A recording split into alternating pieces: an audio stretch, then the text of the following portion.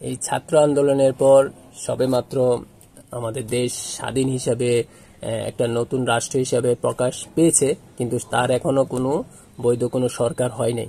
যার কারণে দেশে এখন আইন শৃঙ্খলা পরিস্থিতি খুবই নাজুক অবস্থায়, এবং আইন শৃঙ্খলা পরিস্থিতিতে যারা আছে তারাও এখনো নিজেদের অবস্থাও খারাপ, সেইভাবেই মানে কোনো রকমের টিকে আছে। কারণ একটা বৈধ সরকার যদি না হয় এখনো, বা অন্তর্বর্তীকালীন সরকারটা অন্তত না হয়, তাহলে আইন শৃঙ্খলা পরিস্থিতির ব্যাপারটা এই নাজুকে থেকে যাচ্ছে। কিন্তু এই নাজুকতার সুযোগ নিয়ে বিপক্ষ দলেরা কি শুরু করলো এবং এক শ্রেণীর লবি মানুষরা কি শুরু করলো, এটা আসলে একটা প্রশ্নবিদ্ধ করে। কারণ দেখা যাচ্ছে যে ইদানিং একটা ডাকাতের ঘটনা ঘটছে, তো এটা কতটা জঘন্য মানসিকতার পরিচয়। যে কারণ এখানে আইন শৃঙ্খলার সাহায্য নেওয়ার মতো সেই অবস্থা নাই। আর এদিকে যতটুকু জানা গেছে যে সেনাবাহিনীকে যোগাযোগ করা হচ্ছে, রেসপন্স কখনো পাওয়া যায় কখনো পাওয়া যায় না, কিন্তু অধিকাংশ সময় দেখা যাচ্ছে পাওয়া যাচ্ছে না। তো তাদেরও অনেক জায়গায় এখন গার্ড দিতে হবে, কিন্তু তাদের ওইরকম নেতৃত্ব নাই, দেশের মধ্যেও নেতৃত্ব নাই। একদম লাগাম ছাড়া দেশের অবস্থা, এখন কোথাও কোনো গার্ড নাই, পুলিশ নাই, তাই নিরাপত্তার ব্যবস্থাটা খুবই নাজুক অবস্থায় আছে। তো দেখা যাচ্ছে যে উত্তরা সেক্টরে প্রায় ঘন ঘন ডাকাতি হচ্ছে। এই যে স্ক্রিনশটটা দেখতে পাচ্ছেন, তো এখানে লেখা আছে ওনাকে তারই প্রতিবেশীর কোনো এক ছেলে ডাকাতের মানে কথা বলার মতো করে আসি, তারপরে তার সাথে মানে কথা বলবে, সেই কথাগুলা বলে তাকে গেট খোলালো। গেট খোলার পর ভিতরে যখন ঢুকলো তাকে রামদা অর্থাৎ দা ধরে তারপর তার থেকে এই ডাকাতি করে তার থেকে যত টাকা পয়সা আছে সব নিয়ে গেল, এবং এটা অনবরত চলছে।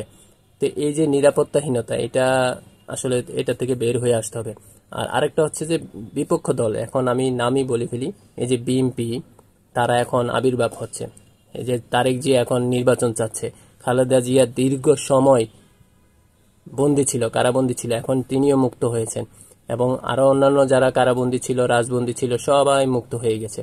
এখন কথা হচ্ছে মুক্ত হয়েছেন ভালো কথা, শিক্ষার্থীরা দেশটাকে স্বাধীনই করেছে বলতে গেলে। তারা এখন পথে নেমেছে, রাস্তা পরিষ্কার করছে, ট্রাফিক কন্ট্রোল করছে।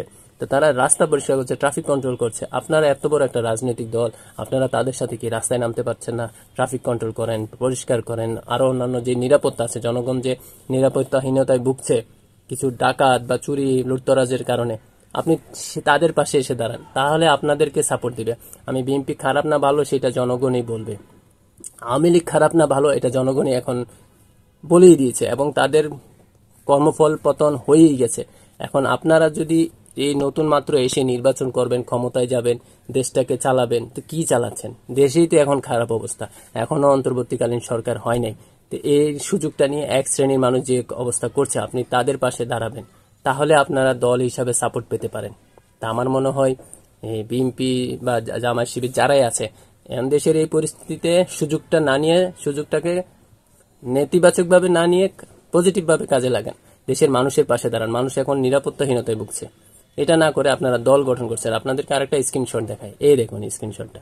এই লোকে বলছে বিভিন্ন কলেজে, বিশেষ করে ঢাকা ভার্সিটিতে, আরো কয়েকটা ইডেন কলেজের নাম এগুলা বলছে যে উনি নাকি ছাত্র দলের কমিটি করবে।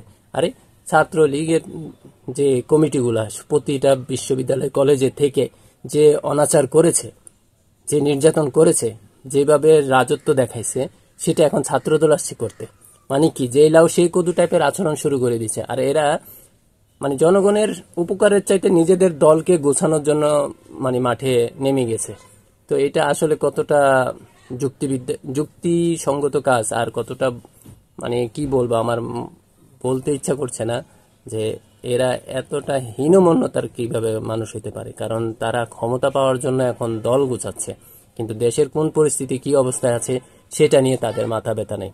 তা আমার মনে হয় দেশের এই পরিস্থিতিতে তাদের একটু সচেতন হওয়া জরুরি। যদি না হয় তাহলে তাদের পরিণতিও বর্তমান সরকারের মতো একদিন না একদিন হবে।